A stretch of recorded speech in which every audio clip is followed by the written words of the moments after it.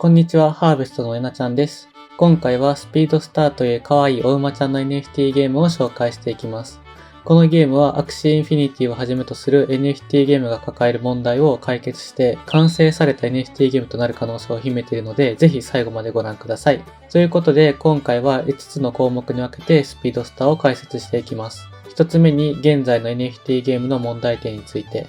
2つ目にスピードスターの概要について、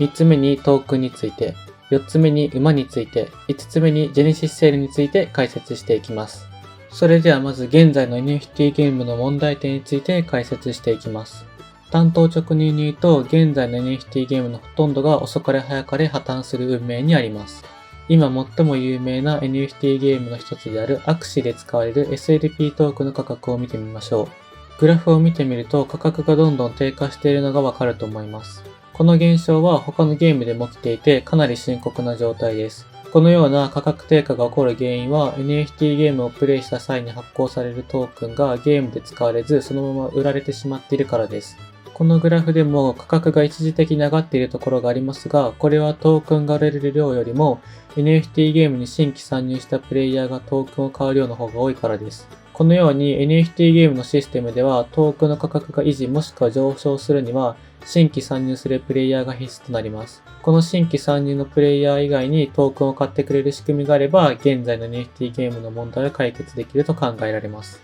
まとめると現在の NFT ゲームの問題はトークンが売れるすぎることによるトークンの価格低下です。価格の維持のためには新規参入するプレイヤー以外にトークンを買う仕組みが必要です。ということで先ほど解説した問題に対して独自の解決策を発表したのがスピードスターです。スピードスターのゲーム内容を説明しながら、このゲームがどのようにしてトークンの価格維持を実現していくのか解説していきます。このゲームがどんなゲームか一言で表すと、競馬場運営シミュレーションゲームです。他の馬系 NFT ゲームでペガクシーというゲームが流行っていますが、ペガクシーは馬のレースゲームです。レースに勝つことで報酬としてトークンをもらって稼ぐことができます。しかし、スピードスターはペガクシーとは一味違い、プレイヤーは競馬場で働く従業員となって馬のお世話をしたり、ジョッキーとなってレースに参加したりします。プレイヤーは働くことで給料としてトークンをもらうことができます。ではその給料の源となるトークンはどのようにして回収するのでしょうか。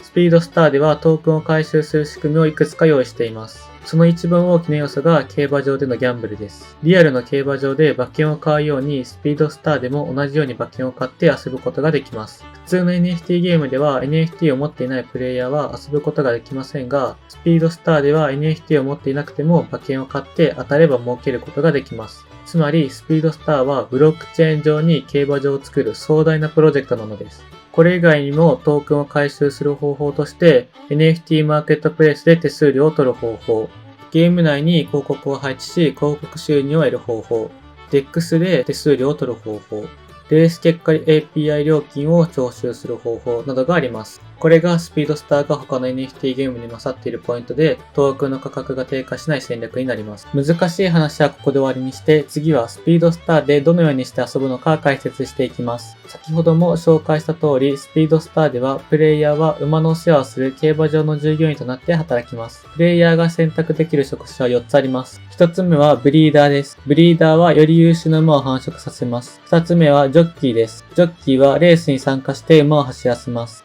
3つ目はトレーナーです。トレーナーは馬を育ててステータスを向上させます。4つ目はセラピストです。セラピストはレースで疲れた馬を回復させます。プレイヤーは4つの中から1つ職業を選んで働くことができます。仕事をしていくうちにプレイヤーのステータスが向上し、より馬のステータスが上がったり、より優秀な馬が生まれたりするようです。職業は同時にいくつかできるようですが、その際はプレイヤーのステータス向上がまばらになってしまうので、一つに決めてやるのがいいかもしれません。さらに、働く以外にトークンを得る方法があります。それは馬主になることです。馬主になるには NFT の馬を買う必要がありますが、馬主は所持している馬がレースで勝ったり、他のプレイヤーに貸すことでトークンを得ることができます。自分の馬がレースで走っているのを想像するとワクワクしますよね。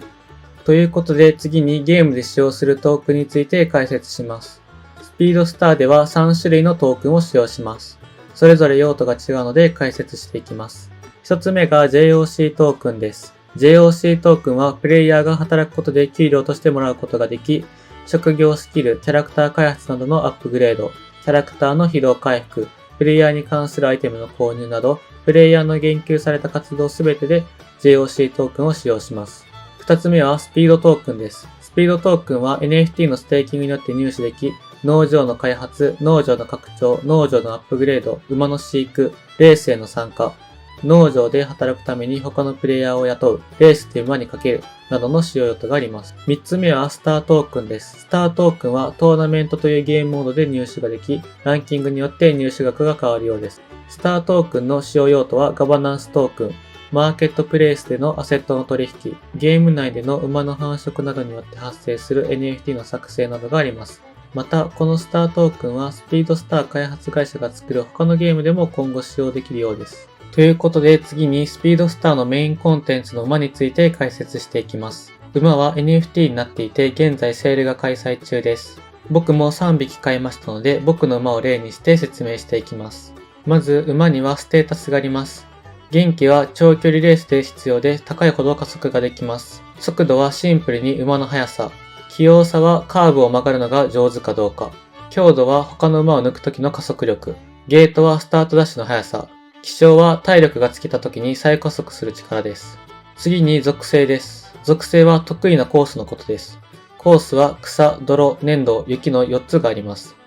プラスが多い方が得意なコースになります。属性はトレーニングによって鍛えることができます。馬にはリアリティがあって、コモン、レア、スーパー、ハイパー、エキゾチックの5つのリアリティがあります。リアリティによって変わることは報酬額とレベルの最大値です。レベルの最大値とはこちらの表のようにリアリティが高い方が最小最大レベルが保証されています。どういうことかっていうと、例えばコモンはレベル7までしか保証されていないのに対してエキゾチックはレベル11まで保証されています。それ以上は手に入れた時にランダムで決められます。なのでコモンもレベル20まで上がる可能性ありますし、エキゾチックでもレベル11までしか上がらない可能性もあります。最後に現在開催中のジェネシスセールについて解説します。ジェネシスセールでは馬と厩舎を買うことができます。馬のパックはガチャになっているので、どのリアリティの馬が当たるかはわかりません。リアリティごとの馬数はこちらの表になっています。また、メスよりもオスの方がレアです。もう一つの NFT である厩舎とは、馬のステーキング効率を上げる NFT で、一つで2頭の馬をステーキングできるようです。